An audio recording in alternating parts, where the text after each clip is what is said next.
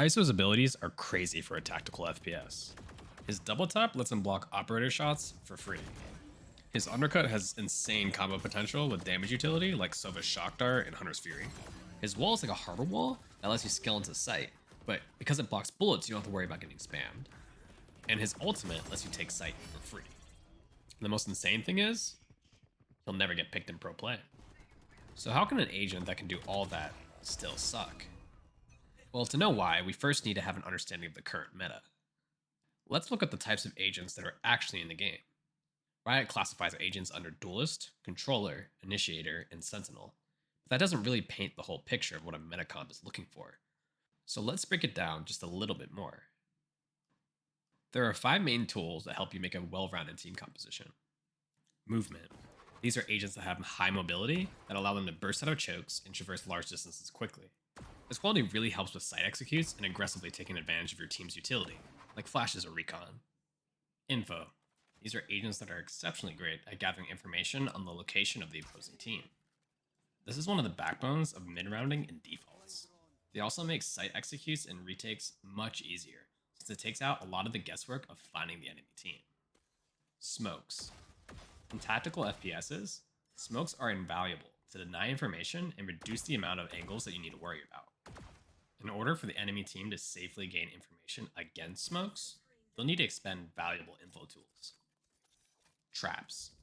Unlike info tools, traps provide continual passive information at specific locations. They really help you to minimize the amount of areas of the map that you need to worry about and forces the opponent to spend time and resources to deny that information from you. Flashes. Flashes are invaluable for setting up kills and forcing enemies off angles, allowing your team to proactively and safely contest space. To have a well-rounded team composition, we really want each of these 5 tools.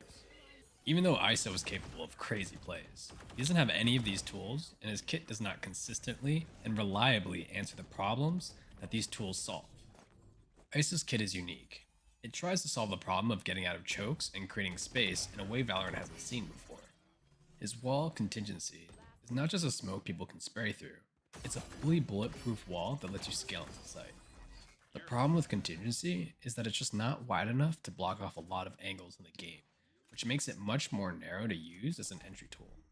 Double tap is great for providing a little bit more safety when trying to entry, but the fact of the matter is you need to get a kill or assist first, and then you're put on a timer.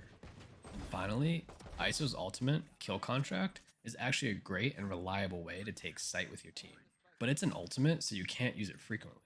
So we can see in ISO's own unique way, he tries to compete with movement duelists, even though he doesn't have mobility. Well, is there any map that ISO can actually compete with a movement duelist? Or maybe complement them in a double duelist composition?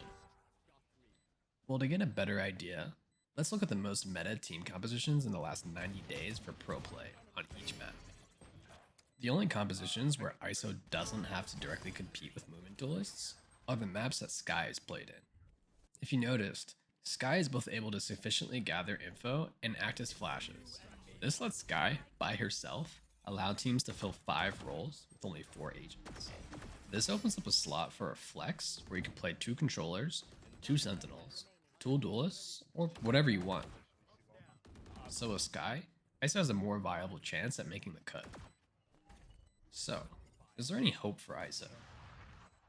As he is now, I don't think ISO is going to see much pro play at all. I don't think he needs a full rework, but his kit could receive a few tweaks. If you want him to compete with Jett and Raze, then ISO's abilities need to be way stronger or more flexible. Some things that can make ISO better. ISO's ultimate, Kill Contract, could be 6 pips instead of 7. This would give him a similar play pattern to Phoenix, where your team's ability to entry and create space on site revolves around farming for ISO's ultimate. You could also buff his wall, Contingency. Make it slightly wider, or maybe have more control over it, like giving ISO the ability to reactivate the ability again in order to stop it in place during its trajectory, and make it much more flexible in the maps it's useful on. Jett and Raze have such useful entry tools that are multi-purpose for so many different things. They're so flexible, and it's a shame that other duelists that come out don't have tools that can be used in even a fraction of the ways that Jett's dash or Raze's satchel can be used. I don't think Jett and Raze are going anywhere anytime soon. If Riot wants other duelists to compete for that slot on the team, they need to give their tools more strength or flexibility to really stand out.